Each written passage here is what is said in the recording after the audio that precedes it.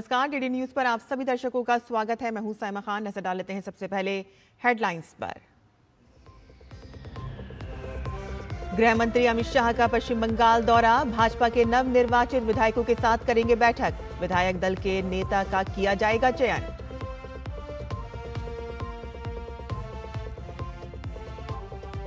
तमिलनाडु में नई सरकार के गठन को लेकर सस्पेंस बरकरार, सियासी अनिश्चितता के बीच बहुमत जुटाने में जुटी टीवी के विजय ने फिर की राज्यपाल से मुलाकात।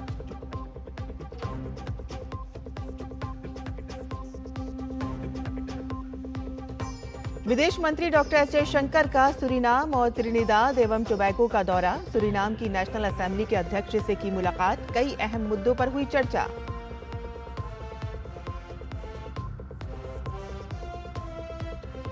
ईरान ने अमेरिका पर सीज फायर के उल्लंघन का लगाया आरोप। अमेरिकी सेना ने कहा कि हॉर्मुज स्ट्रेट में अमेरिकी डिस्ट्रॉयर पर हमले के जवाब में की गई कार्रवाई।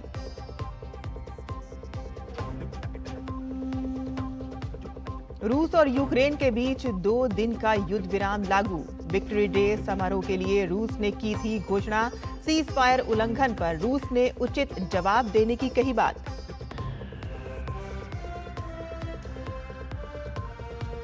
और तीरंदाजी विश्व कप में भारतीय महिलाओं का कमाल, 10 बार के चैंपियन दक्षिण कोरिया को 5-1 से हराकर फाइनल में बनाया स्थान।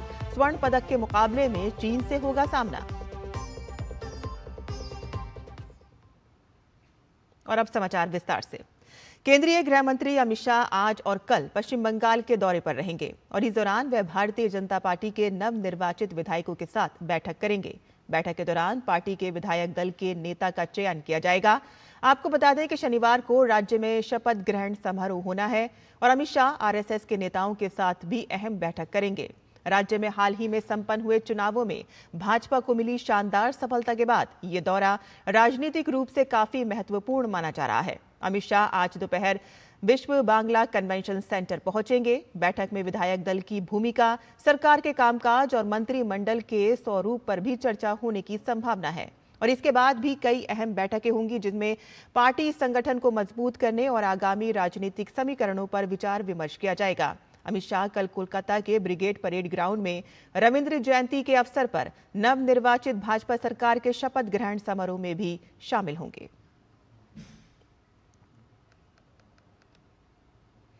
वहीं पश्चिम बंगाल में राज्यपाल आर.एन. रवि ने संविधान प्रदत्त शक्तियों का उपयोग करते हुए पश्चिम बंगाल विधानसभा को भंग कर दिया। यह आदेश कल 7 मई 2026 से प्रभावी हो गया है। कोलकाता गैजेट द्वारा प्रकाशित असाधारण अधिसूचना के अनुसार राज्यपाल ने भारतीय संविधान के अनुच्छेद 174 के खंड 2 के उपखंड बी के तहत अपनी शक्तियों का प्रयोग करते हुए ये निर्णय लिया है। यह अधिसूचना संसदीय कार्य विभाग पश्चिम बंगाल सरकार द्वारा जारी की गई है। विधानसभा भंग होने का यह औपचारिक आदेश नई सरकार के गठन की प्रक्रिया का एक अनिवार्य हिस्सा है। हाल ही में संपन्न हुए विधानसभा चुनावों के बाद मुख्यमंत्री ममता बनर्जी ने इस्तीफा देने से मना कर दिया था और अब राज्यपाल के इस आदेश के बाद अब पुरानी विधानसभा के भंग होने के साथ ही नई निर्वाचित सरकार के शपथ ग्रहण का रास्ता पूरी तरह से साफ हो गया है। भाजपा नेता देबाश्री चौधरी ने पश्चिम बंगाल के राज्यपाल आर.एन. रवि द्वारा पश्चिम बंगाल मंत्रिमंडल को बर्खास्त करने पर कहा कि ममता बनर्जी मुख्यमंत्री पद से हटना नहीं चाहती थी, लेकिन जो संवैधानिक तरीका है उसी तरीके से राज्यपाल ने उन्हें बर्खास्त कर दिया है और ये सिस्टम है और इसी से चलेगा। ये तो नियम है, नियम के तरीके में माननीय मुख्यमंत्री वो जाना नहीं चाहती थी, लेकिन जो संवैधानिक तरीका है वही तरीका से माननीय राज्यपाल उनको कमेटी जो है इसको डिसमिस कर दिया है, तोड़ दिया है। जो सिस्टम है सिस्टम से चलेगा। ये कोई बचपने की बात नहीं है, ये बच्चे जैसे हरकतें नहीं चलते हैं। इतना बड़ा मैंडेट लेके भाजपा आए हैं, उनको अगर कहना था तो जब तक काउंटिंग हो रहा था उसी समय कह सकती थी, लेकिन ये बच्चे जैसे बचपनिया राजनीति में इतना बड़ा देश में इतना बड़ा राज्य में नहीं चलते हैं। वहीं शुभेंदु अधिकारी के निजी सहायक चंद्रनाथ रथ की हत्या के बाद से राज्य में राजनीतिक सरगर्मियां भी तेज हो गई हैं। राज्य पुलिस ने त्वरित कार्रवाई करते हुए अब तक इस मामले में 3 संदिग्धों को गिरफ्तार किया है। मामले की गंभीरता को देखते हुए पुलिस प्रशासन ने 7 सदस्यीय विशेष जांच दल यानी कि एसआईटी का गठन किया है, जो हत्या के पीछे की साजिश और हमलावरों की धरपकड़ के लिए निरंतर छापेमारी कर रही है। और इसी सिलसिले में पुलिस ने सिलीगुड़ी के शिव मंदिर निवासी विलियम जोसेफ को हिरासत में लेकर कड़ी पूछताछ की, क्योंकि उसकी कार के नंबर का दुरुपयोग किया गया था। हालांकि 3 घंटे की सघन पूछताछ और जांच में सहयोग के आश्वासन के बाद उन्हें रिहा कर दिया गया। पुलिस मामले के हर पहलू की बारीकी से जांच कर रही है, ताकि दोषियों को जल्द से जल्द कानून के शिकंजे में लाया जा सके। भाजपा नेता शुभेंदु अधिकारी के निजी सहायक चंद्रनाथ रथ के पार्थिव शरीर पर श्रद्धांजलि अर्पित की और इस दौरान वे बेहद भावुक नजर आए। उनके चेहरे पर अपने करीबी सहयोगी को खोने का गहरा दुख साफ झलक रहा था।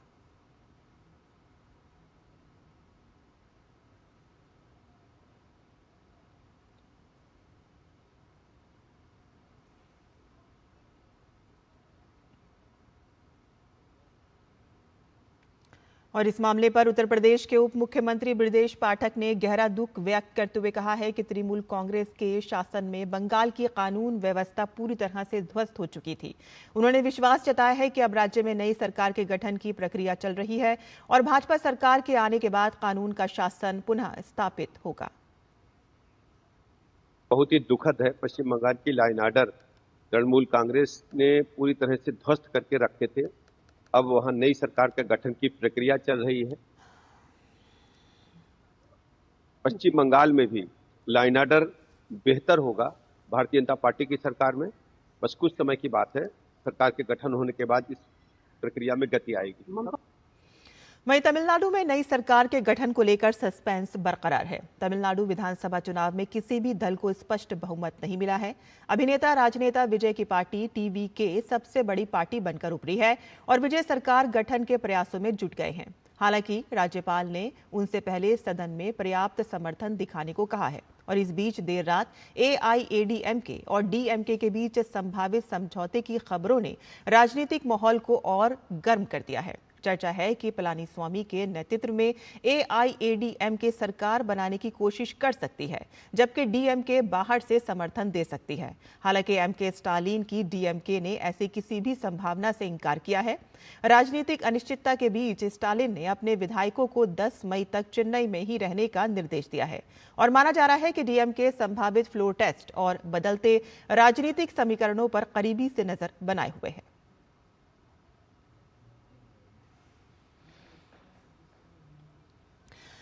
आईयूएमएल के प्रमुख केएम कादर मोहिदीन ने कहा है कि टीवीके ने उनसे गठबंधन के लिए संपर्क किया है। हालांकि आईयूएमएल ने अभी कोई फैसला नहीं किया है। उन्होंने स्पष्ट किया है कि उनका फैसला एमके स्टालिन पर निर्भर करेगा और स्टालिन जो कहेंगे वो उन्हें मंजूर होगा। TVK people came to us. No, everybody has come to us, and we have not decided in this matter. The decision should be made by Stalin. Stalin, what he decides is accepted to us. Whatever he decides is accepted.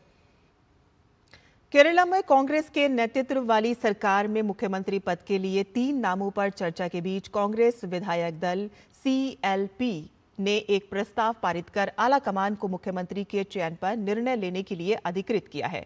यहां party के सूत्रों ने ये जानकारी दी। Akhil Bharatiya Congress committee AICC पर्यवेक्षकों मुकुल वासनिक और अजय माकन की उपस्थिति में यहां आयोजित सीएलपी बैठक के दौरान केरलम प्रदेश कांग्रेस कमेटी अध्यक्ष सनी जोसेफ द्वारा यह प्रस्ताव पेश किया गया था।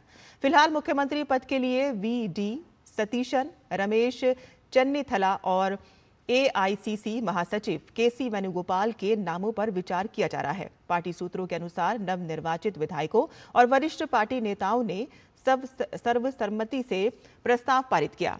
राज्य विधानसभा चुनाव में 63 सीटें जीतने वाली कांग्रेस ने मुख्यमंत्री पद के उम्मीदवारों के चयन को लेकर गहन चर्चा के बीच इंदिरा भवन में बैठक बुलाई और इससे पहले आज वासनिक और माकन ने वरिष्ठ पार्टी नेताओं वीएम सुधीरन, के सुधाकरण, रमेश चन्नेथला और वी.डी. सतीशन के साथ चर्चा की। हालांकि ऐसी भी खबरें हैं कि वी.डी. सतीशन के समर्थकों ने बैनर, कटआउट और फ्लैक्स लगाकर उन्हें अगले मुख्यमंत्री के तौर पर पेश करना शुरू कर दिया है। कोझिकोड, एर्नाकुलम, कोट्टयम और इडुक्की जिलों से वी.डी. सतीशन के समर्थन में समर्थकों के जमा होने और रैलियां निकालने की खबरें भी सामने आई हैं।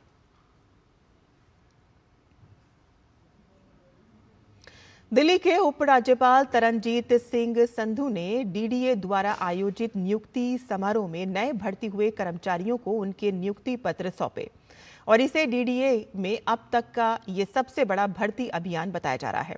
डीडीए में भर्ती हुए 1647 नए कर्मचारियों को उपराज्यपाल ने ईमानदारी, संवेदनशीलता और समर्पण के साथ काम करने का आग्रह किया। पेश है हमारे संवाददाता गिरीश निशाना की यह खास रिपोर्ट।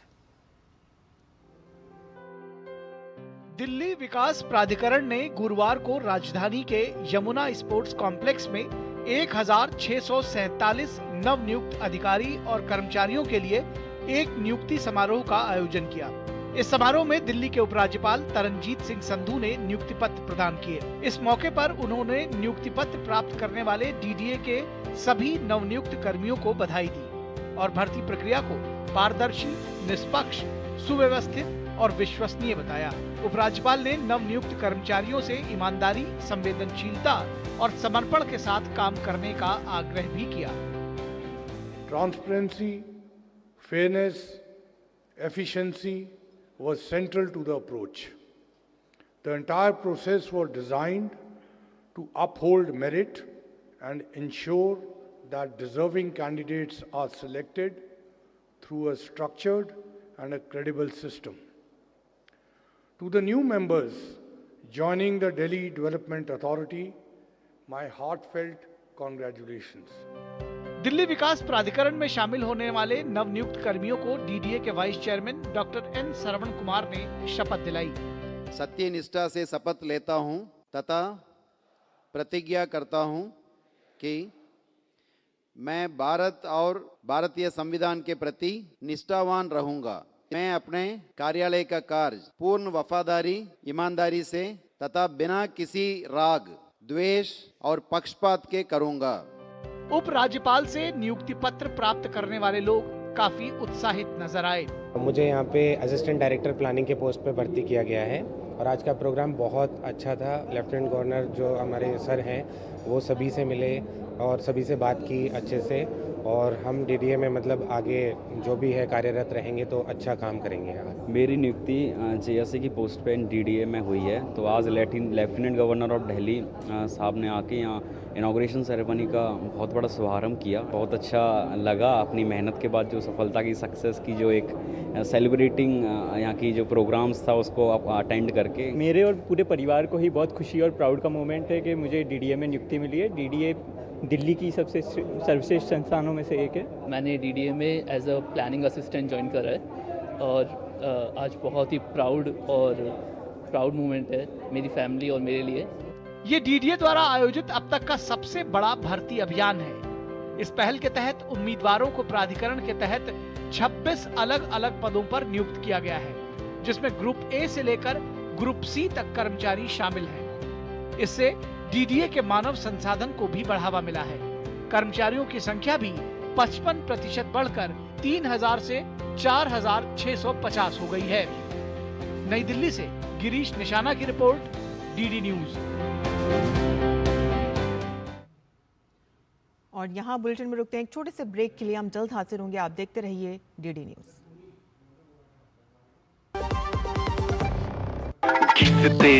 तोड़ते कुटते गिरते नानी दादी का नाम याद आता है। हमको तो एक ही नाम याद आता है, एमडी शाही पनीर मसाला। पनीर हो गया मस्त बना डाला। एमडीएच का असली शाही पनीर मसाला, वो असली मसाले सच एमडीएच।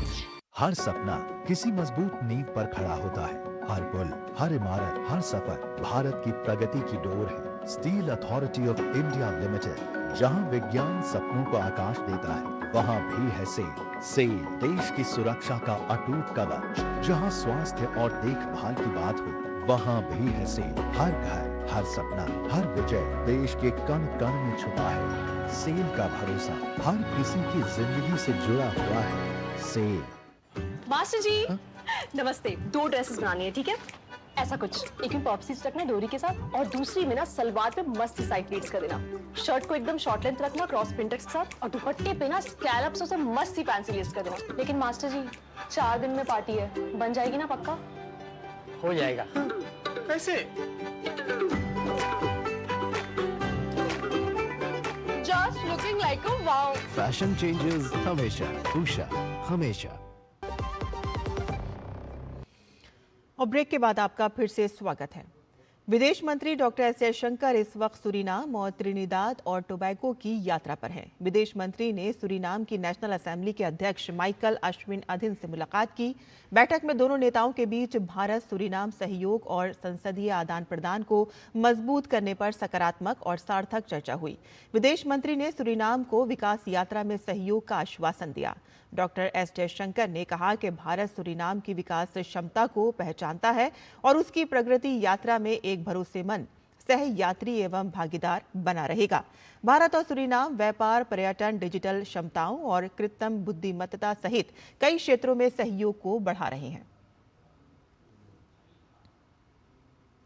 विदेश सचिव विक्रम मिस्री संयुक्त अरब अमीरात के दौरे पर हैं और इस दौरान विदेश सचिव ने यूएई की अंतर्राष्ट्रीय सहयोग राज्य मंत्री रीम अल हाशमी से मुलाकात की। दोनों पक्षों ने भारत यूएई व्यापक रणनीतिक साझेदारी की समीक्षा की और सहयोग के नए क्षेत्रों पर चर्चा की। बैठक में क्षेत्रीय हालात और आपसी हित के वैश्विक मुद्दों पर भी विचार विमर्श हुआ और इसके साथ ही बैठक में क्षेत्रीय स्थिति और आपसी हित के वैश्विक मुद्दों पर भी चर्चा हुई।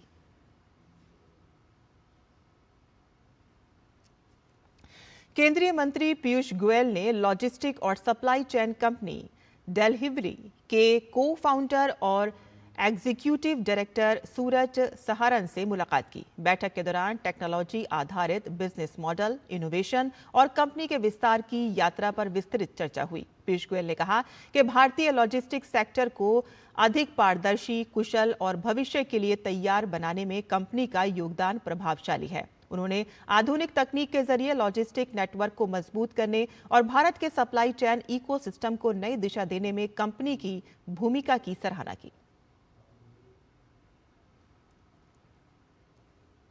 और इसके साथ ही केंद्रीय मंत्री पीयूष गोयल ने Indian chamber of food and agriculture ICFA के चेयरमैन डॉक्टर MJ खान के साथ अहम बैठक की।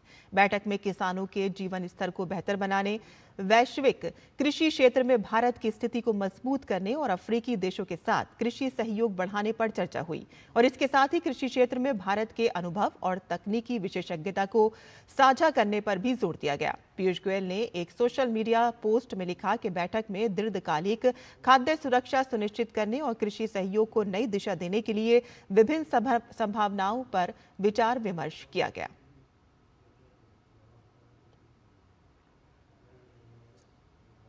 और अलीगढ़ से अवैध देसी हथियारों की तस्करी में शामिल एक अंतर्राज्यीय गिरोह के 12 सदस्यों की गिरफ्तारी हुई है। पुलिस ने एक पुराने किले के खंडहर से उन्हें गिरफ्तार किया है। वरिष्ठ पुलिस अधीक्षक ने बताया है कि गिरफ्तार आरोपियों का आपराधिक रिकॉर्ड है और वे उत्तर प्रदेश के विभिन्न हिस्सों और पड़ोसी राज्यों में अवैध हथियारों की आपूर्ति में संलिप्त रहे हैं। पुलिस ने उनके पास से 10 देसी बंदूकों के साथ ही बड़ी मात्रा में कारतूस बरामद किए। एसएसपी ने बताया है कि गिरोह का पता सोशल मीडिया पर प्रसारित एक हथियार सौदे के वीडियो क्लिप की नियमित जांच के दौरान लगाया गया था और इसके अलावा पुलिस ने शक है कि ये लोग हाल ही में हुए गोलीबारी में इस्तेमाल हुए हथियार भी किसी राजनीतिक दल को सप्लाई कर रहे थे। और ईरान और अमेरिका के बीच तनाव एक बार फिर से खतरनाक मोड़ पर पहुंच गया है। युद्ध विराम के बाद भी दोनों देशों के बीच सबसे गंभीर सैन्य टकराव देखने को मिला।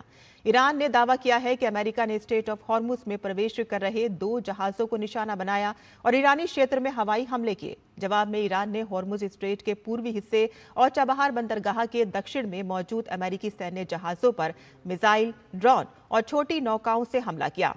ईरान ने दावा किया है कि अमेरिकी जहाजों को भारी नुकसान पहुंचा। हालांकि अमेरिकी सेंटकॉम ने किसी भी नुकसान से इनकार किया है।